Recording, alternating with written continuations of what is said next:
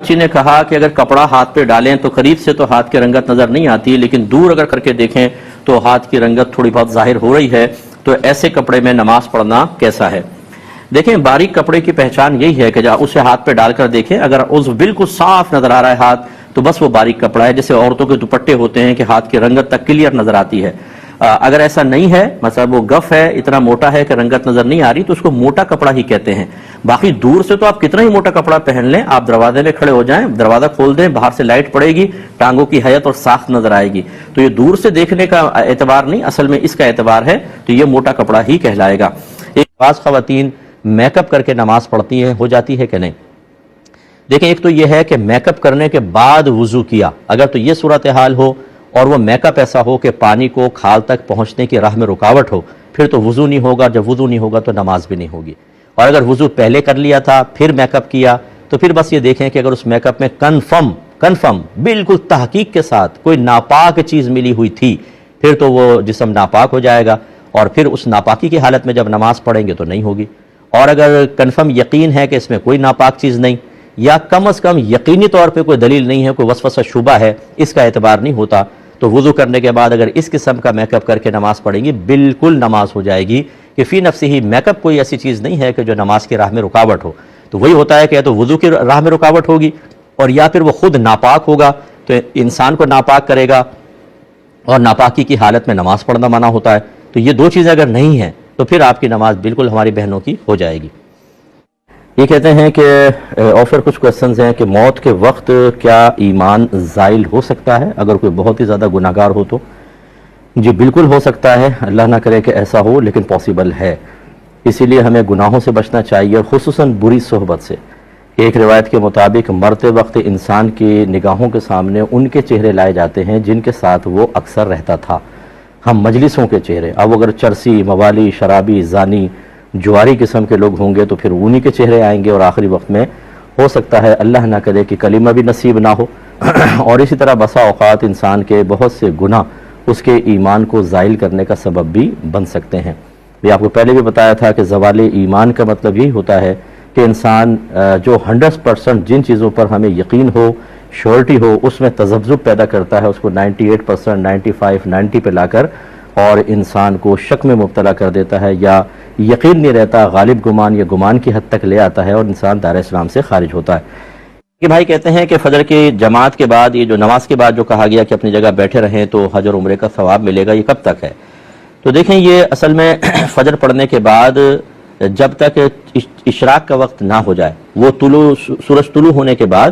تقریباً 20 منٹ یہ بیچ میں گزار لیں، اس کے بعد اشراق کا وقت ہوتا ہے، تو اس وقت تک آپ تشریف فرماؤ گے، ٹائم ہے آپ کے پاس، اور لگاتار بیٹھنا ہوتا ہے، جیسے حدیث کے اندر آیا ہے، اگر آپ درمیان میں وضو کرنے چلے گئے، اٹھ گئے، آپ نے بات کر لی، کچھ کھانا کھا لیا، تو ہو سکتا ہے پھر یہ آپ کو فضیلت حاصل نہ ہو۔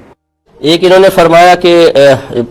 قرب کا سب سے بڑا ذریعہ نماز بیان کی گئی ہے کہ یہ نماز ہوتی ہے، اور علماء یہ فرماتے ہیں کہ نماز سے اگر گناہ بخشے جاتے ہیں تو صغیرہ گناہ بخشے جاتے ہیں، جبکہ یہ حدیث جو ہے جو بھی بیان ہوئی کہ اگر کوئی اس طرح نماز پڑھے، 2 رکعت کے نماز میں دنیا کا خیال نہ لایا تو گناہوں سے ایسا پاک و صاف ہو جائے گا جیسے آج ہی ماں کے پیٹ سے پیدا ہوا ہے۔ اس میں تو بظاہر ٹکراؤ ہے کہ نماز سے اگر صرف صغیرہ معاف ہوتے ہیں، کبیرہ نہیں، تو پھر اس کا مطلب ہے کہ ایسا تو نہ رہا، ایسا تو نہ ہوا جیسے ماں کے پیٹ سے ابھی پیدا ہوا ہے، تو پھر ان دونوں میں مطابقت اور موافقت کیسے ہوگی؟ دیکھیں، مسئلہ یہ ہے کہ جب بچہ ماں کے پیٹ سے پیدا ہوتا ہے تو نہ اس کے نام اعمال میں صغیرہ ہوتے ہیں اور نہ کبیرہ ہوتے ہیں، تو اور دوسری جو یہ بالکل صحیح ہے کہ حدیثوں کا سے ہی مفہوم حاصل ہوتا ہے کہ نماز سے صغیرہ گناہ معاف ہوتا ہے، کبیرہ گناہ معاف نہیں ہوتے ہیں۔ تو اگر 2 رکعت نماز پڑھی اور سرکار فرما رہے ہو ایسا پاک و صاف ہو گیا جیسے آج ہی ماں کے پیٹ سے پیدا ہوا ہے، تو اس کا مطلب ہے صغیرہ گناہ کے اعتبار سے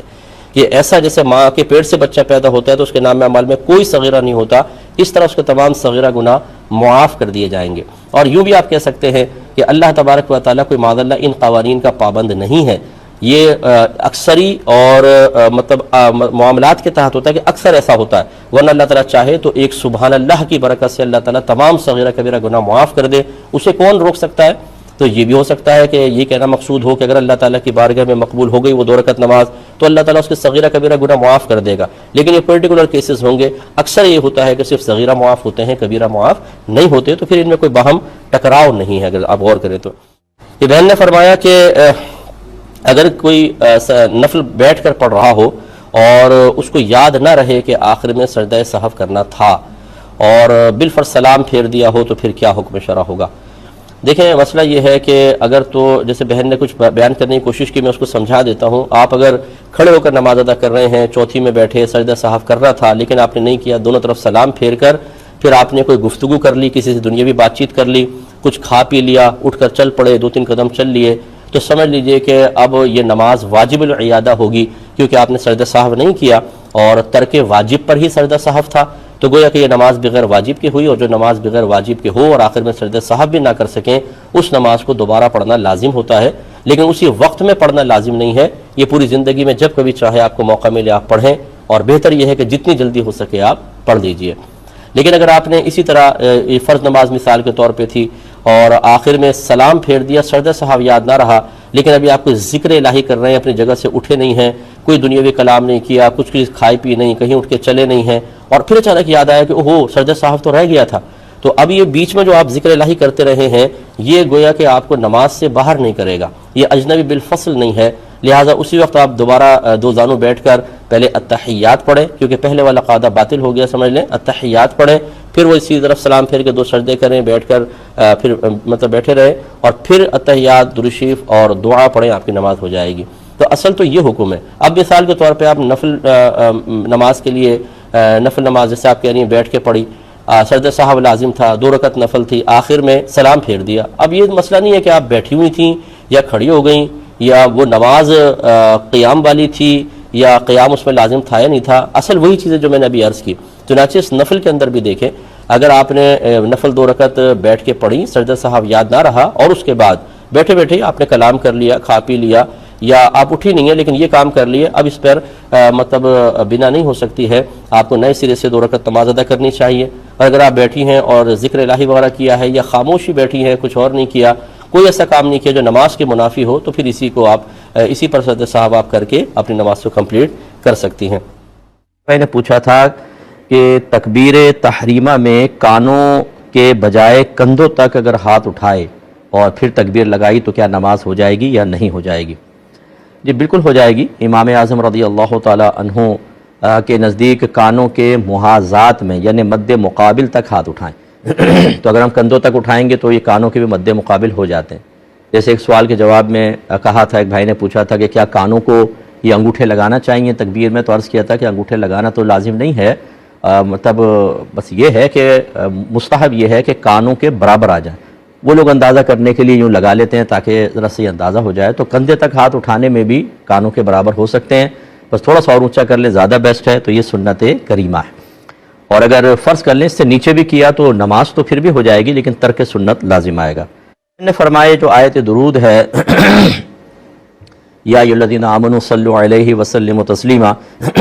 تو اس میں کیا فوراً درود پاک پڑھنا واجب ہے یا تاخیر بھی کر سکتے ہیں؟ دیکھیں اس آیت میں چونکہ حکم موجود ہے اللہ تبارک و تعالیٰ کا، تو اسی کی روشنی میں فقہاء نے فرمایا کہ زندگی میں کم از کم ایک بار درود و سلام پڑھنا تو فرض ہوتا ہے تاکہ اس آیت پر عمل ہو جائے. اور جب آیت پر عمل ہو گیا تو پھر فوری طور پہ آپ کو پڑھنا کوئی لازم نہیں ہے، کیونکہ آپ نے پہلے بھی کئی دفعہ پڑھا ہوگا. پھر یہ ہوتا ہے کہ اگر کسی مجلس اور محفل میں آپ نبی کریم صلی اللہ علیہ وسلم کا تذکرہ سنتے ہیں تو پہلی مرتبہ جب آپ نے سنا تو پڑھنا واجب ہوتا ہے، اور اس کے بعد جتنی مرتبہ سنیں گے وہ مستحب ہوتا ہے. ایسی اذان جیسے ہو رہی ہے، پہلی مرتبہ سرکار کا نام آپ کے کانوں تک پہنچتا ہے تو پہلی مرتبہ درود پاک پڑھنا واجب اور پھر مستحب ہو جاتا ہے. تو اس آیت درود کے اوپر بہتر ہے کہ آپ اللہ تعالیٰ کی فرما برداری کے قصد و ارادے سے فوری طور پر عمل کر لیں، درود پاک پڑھ لیں. لیکن حقیقتاً جب ایک دفعہ سن کے آپ نے پڑھ لیا تو گویا کہ اس آیت پر عمل کر لیا. لیکن بہتر ہے کہ جب پڑھا جائے تو آپ درود پاک پڑھ لیں، کیونکہ حکم موجود ہے. لیکن نہیں بھی پڑھا فوری طور پہ بعد میں پڑھ لیا تو گناہگار نہیں ہوں گے. کسی نے پوچھا تھا کہ کسی نے کہا ہے کہ جنت البقیع دنیا کا واحد قبرستان ہے جہاں عذاب الہی نازل نہیں ہوتا بلکہ صرف رحمتوں کا نزول ہوتا ہے، اور یہاں دفن شدہ ہر شخص بخشا جائے گا، کیونکہ ایمان کی حالت میں مدینے میں موت آنا بھی بخشش کی علامت ہے. کیا یہ بات صحیح ہے؟ دیکھیں یہ دعویٰ مطلب خود ساختہ ایک دعویٰ ہے. ایک ہوتا ہے حسن ظن قائم کرنا اور ایک ہے کہ حقیقت حال. حقیقت حال تو یہ ہے کہ جنت البقیع کے اندر نبی کریم صلی اللہ علیہ وسلم کے زمانہ اقدس کے منافقین بھی دفن کیے گئے ہیں، اور وہ منافق تھے جو منافقین اعتقادیہ تھے، کہ جو نبی کریم کو دل سے نبی تسلیم نہیں کرتے تھے اور وہ مطلب صرف ظاہری طور پہ کلمہ پڑھتے تھے، تو کیا ان کے اوپر رحمتیں نازل ہوں گی؟ لازم بات ہے کہ ان کو تو عذابات قبر ہوں گے۔ تو اس لیے یہ کہنا کہ جنت البقیع میں جو بھی مدفون ہوگا اس پہ عذاب الہی نازل نہیں ہوگا، وہ کیوں؟ دوسری بات ہے کہ کیوں نہیں ہوگا؟ اگر وہ کہتے ہیں کہ اس میں صحابہ کرام مدفون ہیں تو پھر اس کی تخصیص کیا جنت المعلا کے بارے میں آپ نے کیوں نہیں کہا کہ مکہ کے اندر جو جنت المعلا ہے اس میں بی بی خدیجہ الکبریٰ رضی اللہ تعالی عنہا جو سب امت کی والدہ ہیں وہ مدفون ہیں، تو وہاں پر پھر یہ حکم کیوں نہیں لگایا آپ نے؟ واحد اس کو کیوں کہا؟ اور اب بھی بہت سے ایسے ہوں گے جو منافقین، جو بد مذہب قسم کے لوگ اگر وہاں مدفون ہو جاتے ہیں، جیسے جس کا وہاں انتقال ہوتا ہے، جنازہ پڑھایا وہیں دفن کر دیا، تو کیا آپ یہ گمان کرتے ہیں کہ اس کے بارے میں بھی ایسا ہی ہوگا؟ تو اس لیے اس قسم کے یہ حسن ظن تو ہے آپ کا کہ بھئی وہ مبارک قبرستان ہے، لیکن جو شخص بد اعتقادی میں مبتلا ہے یا بالکل ہی مرتد ہو گیا یا دیگر معاملات، اس کے لیے وہاں کیوں عذاب قبر نہیں ہوگا، یہ مسئلہ ہے۔ ہاں بعض اہل کشف پر یہ ظاہر ہوا کہ انہوں نے دیکھا کہ اگر وہاں کوئی منافق وغیرہ دفنا دیا گیا تو اس کی قبر کو منتقل کر دیا جاتا ہے کہیں اور، لیکن یہ اہل کشف کا کشف ہے جو شرعی طور پر حجت نہیں ہوتا۔ باقی یہ ضرور ہے کہ نبی کریم صلی اللہ علیہ وسلم نے ارشاد فرمایا کہ جس سے ہو سکے وہ مدینے میں مرے، کیونکہ جو مدینے میں فوت ہوگا میں بروز قیامت اس کی شفاعت کروں گا۔ تو لہٰذا اتنی بات آپ کی درست ہے کہ جو حالت ایمان میں مدینے میں مر جاتا ہے وہ چاہے جنت البقیع میں دفن ہو، وہ چاہے کہیں پر بھی دفن ہو، نبی کریم صلی اللہ علیہ وسلم اس کی شفاعت فرمائیں گے۔ تو خلاصہ کلام یہ ہوا کہ اس طرح کا دعویٰ بغیر کسی شرعی دلیل کے کرنا مناسب نہیں۔ عقلی دلائل میں نے آپ کی خدمت میں ذکر کی ہے۔ باقی جنت البقیع بڑا مبارک قبرستان ہے، وہاں پر دفن کی سعادت حاصل ہو جانا بہت بڑی سعادت کی بات ہے، لیکن کسی مرتد کے لیے نہیں، کسی منافق کے لیے نہیں، کسی بدعقیدہ کے لیے نہیں۔ اگر وہاں دفن ہو بھی گیا اس کو وہیں پر عذاب شروع ہو جائے گا۔ لہٰذا یہ مطلقاً ایک اس طرح کا دعویٰ کرنا یہ محتاج دلیل ہے۔ کوئی دلیل لے آئے تو ٹھیک ہے، لے کر آ جائے، لیکن مجھے نہیں لگتا کہ وہ دلیل لا سکے گا۔ ایک بھائی نے پوچھا تھا کہ احرام سے پہلے سرما لگا سکتے ہیں؟ جی بالکل لگا سکتے ہیں، اور احرام کی حالت میں خوشبودار کھانا جیسے بریانی وغیرہ کھانا بالکل کھا سکتے ہیں، حتیٰ کہ جو بریانی میں الائچی ڈلی ہو، اگر الائچی آپ چبائیں اس سے پورا منہ مہک جائے تب بھی مسئلہ نہیں ہے، کہ جو یہ خالص خوشبوئیں کہلاتی ہیں۔ خالص کا مطلب جس میں آپ کوئی ملاوٹ نہیں کرتے بلکہ اوریجنل خوشبوئیں پیدائشی طور پہ، جیسے دار چینی ہے، لونگ ہے، یا مطلب الائچی ہے، یہ اگر پکا لی جائیں تو اب چاہے خوشبو دے رہی ہوں، برن ہو جانے کے بعد، پکانے کے بعد یہ سمجھ لے خوشبو ان کی فنا ہو گئی، جو ممنوعہ خوشبو تھی۔ اب اگر آپ کھائیں گے بھی تو کوئی حرج نہیں ہے۔ حالت احرام میں سینیٹائزر کا استعمال اس سے اجتناب کریں، کیونکہ اس میں خوشبو ہوتی ہے، بعد میں تو بہت ہی تیز خوشبو ہوتی ہے، تو اس میں دم لازم ہونے کا خطرہ ہے، سینیٹائزر یوز نہ کریں۔ اسی طرح خوشبودار صابن کے استعمال سے بھی اجتناب کیجئے، بغیر خوشبو والا لے لیں، مل جاتے ہیں صابن، وہ استعمال کریں۔ ایک بھائی نے پوچھا کہ تمام تر سہولیات کے موجود ہونے کے باوجود بعض لوگ پیدل حج کر رہے ہیں، کوئی دھاگے سے قرآن پاک لکھ کر ایک کارنامہ سر انجام دینے کی کوشش کر رہا ہے، کیا یہ وقت کو ضائع کرنا نہیں ہے اور خود کو تکلیف میں ڈالنا نہیں ہے؟ کیا حکم شرع ہوگا؟ یہ بالکل میں آپ کی تائید کروں گا۔ دیکھیں بہت سی چیزیں ایسی ہوتی ہیں کہ شاید آپ ہماری بات پوری سنے بغیر